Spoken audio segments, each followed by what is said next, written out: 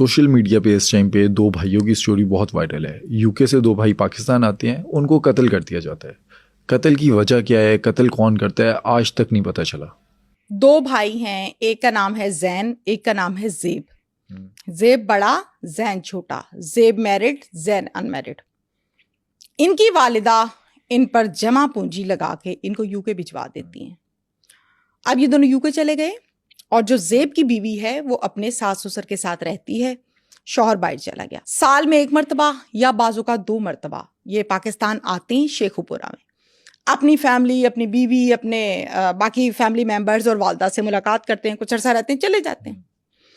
اب نارملی ہمارے ہاں اس طرح ہوتا ہے کہ جو باہر سیٹ ہو جاتا ہے نا, ظاہر ہے اس کی لائف سٹائل, اس کی روٹین, تمام چیزیں چینج ہو جاتی ہیں. اس نے برانڈ پہننا ہوتا ہے, اس کی اچھی گاڑی ہوتی ہے, اس نے پانی منرل واٹر ہی پینا ہے. یہاں والوں نے پانی جو ہے کھلا کھول کے بھر کے پی لینا ہے. اب جیسے ہی باہر والے یہاں آتے ہیں تو فیملی کے تمام لوگوں کی یہ خواہش ہوتی ہے کہ ان سے ملاقات بھی کی جائے. تھوڑا بہت حسد بھی ہوتا ہے, جیلسی بھی ہوتی ہے کہ ہمارے ساتھ ہی پیدا ہوا تھا, اب دیکھو یہ کہ گاڑیوں میں پھرتا ہے اور کہاں پھرتا ہے. اور پھر اسی ڈیٹس میں شادیوں کے, برتھ ڈیز کے ایونٹس بھی رکھے جاتے ہیں کہ یہ شرکت کرے گا تو ہماری عزت بڑھ جائے گی, بڑی چمکتی گاڑی پہ آئے گا. پاکستان آیا زیب اپنی بیوی اور اپنے والدہ سے ملنے.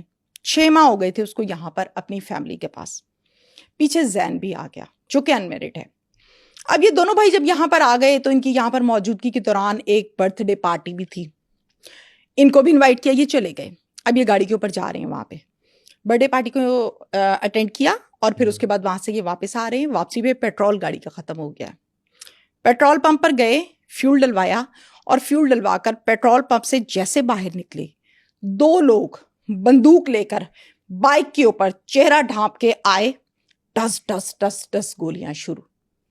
اتنی گولیاں تھیں کہ آس پاس کے لوگوں کے کان سن ہو گئے کہ اتنی فائرنگ, اتنی فائرنگ. زیب کو 16 گولیاں اور زین کو 6 گولیاں لگیں.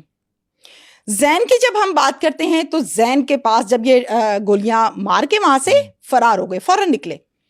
اسی گاڑی میں زیب گاڑی کو ڈرائیو کر رہا تھا, زین ساتھ بیٹھا تھا. دونوں خواتین پیچھے تھیں. وہ 2 خواتین کون تھیں؟ ایک زیب کی اہلیہ اور ایک والدہ. الحمدللہ اس قاتلانہ حملے میں دونوں خواتین محفوظ رہیں, ان کو کوئی گولی نہیں لگی. اچھا, تو یہ مقصد ڈکیتی تھا یا کوئی اور؟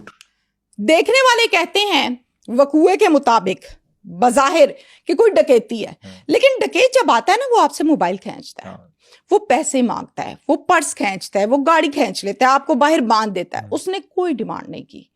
اس نے صرف اور صرف حملہ کیا, گولیاں ماری جو کہ لوڈ کر کے پسٹل لائے ہوئے تھے, اور پھر وہاں سے بھاگ گئے, فرار ہو گئے.